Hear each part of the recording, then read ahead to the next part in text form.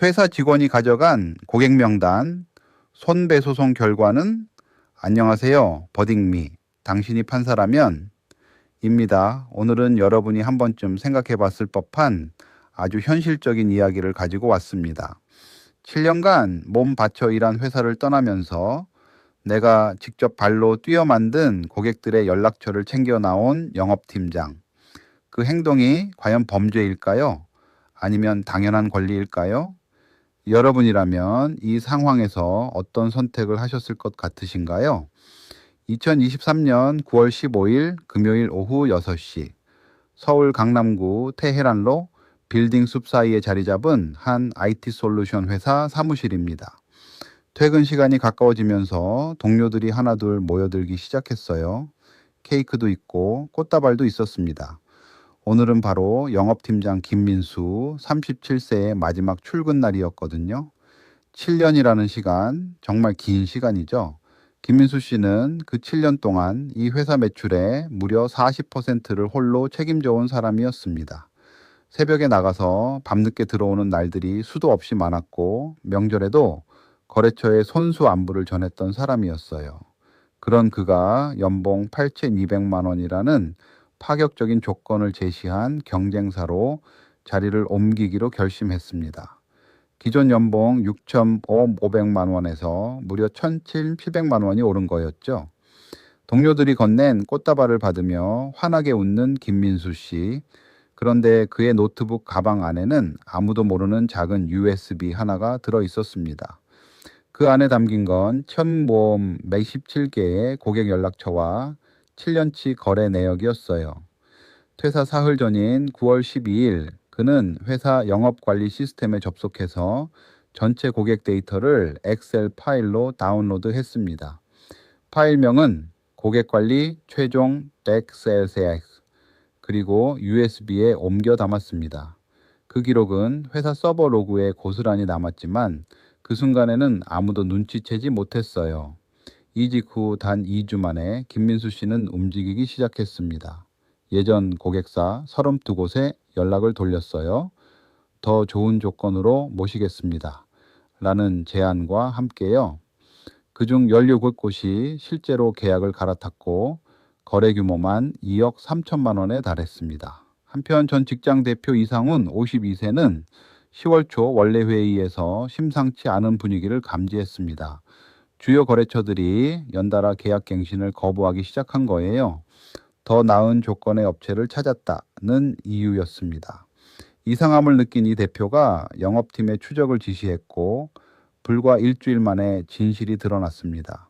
이탈한 고객들이 전부 김민수 씨가 이직한 바로 그 경쟁사와 새로 계약을 맺었다는 사실이었거든요. 이 대표는 나중에 이렇게 말했다고 합니다. 분노보다 배신감이 먼저 밀려왔다고요. 회사는 즉시 법무팀을 가동했고 CCTV와 시스템 로그 분석을 통해 USB 저장 기록까지 확인했습니다.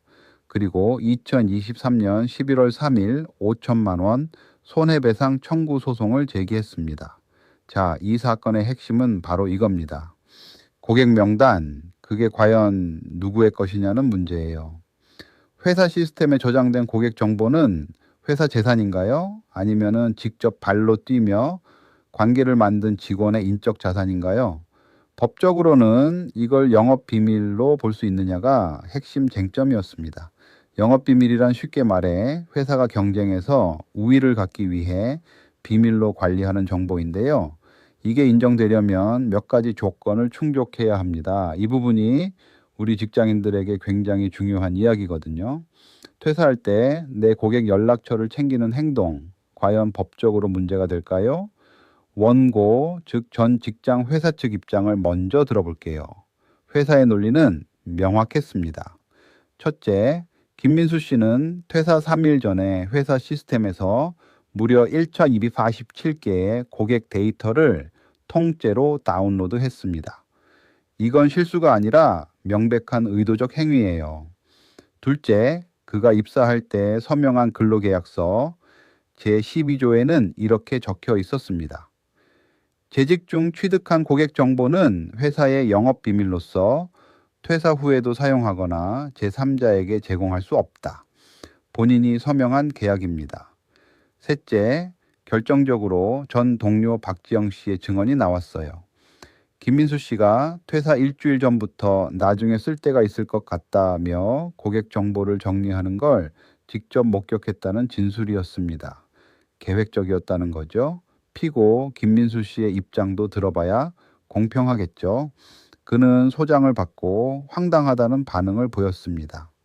7년 동안 새벽부터 밤까지 고객사를 찾아다니며 쌓은 신뢰, 그건 본인의 땀과 노력으로 만든 인적 네트워크라는 거예요.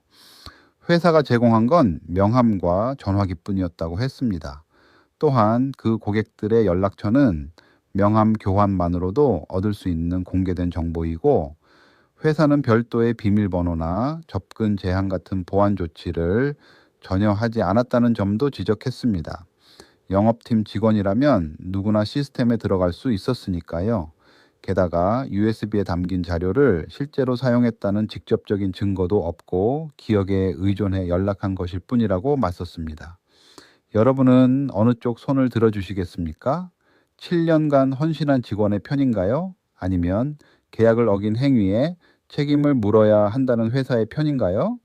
지금 버딩미 블로그에서 직접 투표해 보실 수 있습니다. 원고 승소인지 피고 승소인지 여러분의 판단을 들려주세요. 투표에 참여하신 분들께는 실제 판결 내용이 바로 공개됩니다. 과연 실제 판사는 어떤 결론을 내렸을까요? 계속 들어주세요. 자, 드디어 실제 판사는 어떤 결정을 내렸을까요? 2024년 6월 20일 4개월간의 법정 공방 끝에 드디어 판결이 선고됐습니다.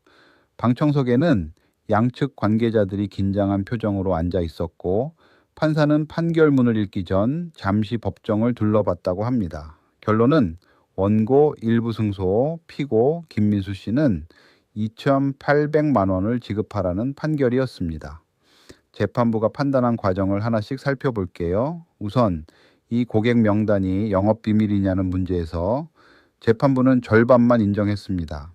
단순한 연락처 목록이라면 영업비밀이 아니에요.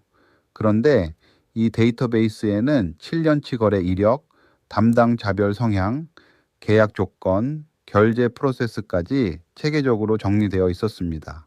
이건 경제적으로 가치가 있는 정보라고 본 거죠. 하지만 비밀을 비밀답게 관리했느냐는 물음에서는 회사의 손을 들어주지 않았습니다. 영업팀 직원 누구나 접근 가능했고, 출력이나 다운로드를 막는 기술적 조치도 전혀 찌지 없었어요. 재판부는 이런 표현을 썼습니다. 회사가 스스로 비밀로 관리하지 않은 정보를 사후에 영업비밀이라 주장하는 것은 신의 측에 반한다. 스스로 잠그지도 않은 문을 나중에 도둑 맞았다고 하기엔 무리라는 거죠. 그러나 김민수 씨의 행위 자체가 정당하다고 본 것도 아닙니다. 근로계약서 제12조는 명확했고 본인이 서명했으며, 의도적으로 데이터를 다운로드한 행위는 신의성실 의무, 쉽게 말해 서로 믿고 성실하게 행동해야 하는 직장 내 기본 의무를 어긴 것으로 판단했습니다.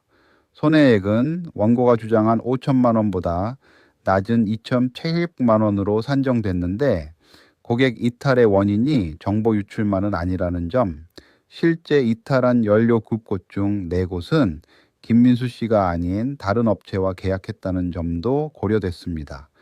이 판결이 우리에게 주는 교훈은 정말 실용적입니다.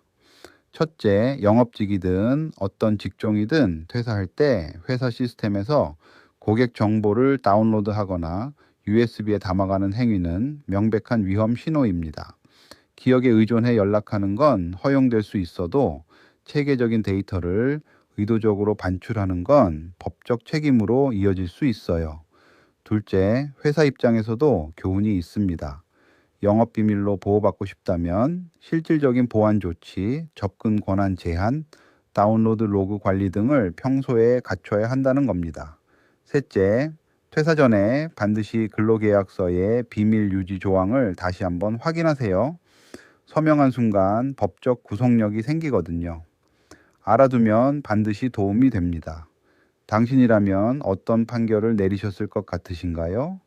2,800만 원, 많다고 느끼시나요? 아니면 당연하다고 느끼시나요? 여러분의 생각을 댓글과 투표로 꼭 남겨주세요. 버딩미가 더 좋은 판례를 가져올 수 있도록 구독과 공유도 부탁드립니다. 다음 판례에서 만나요.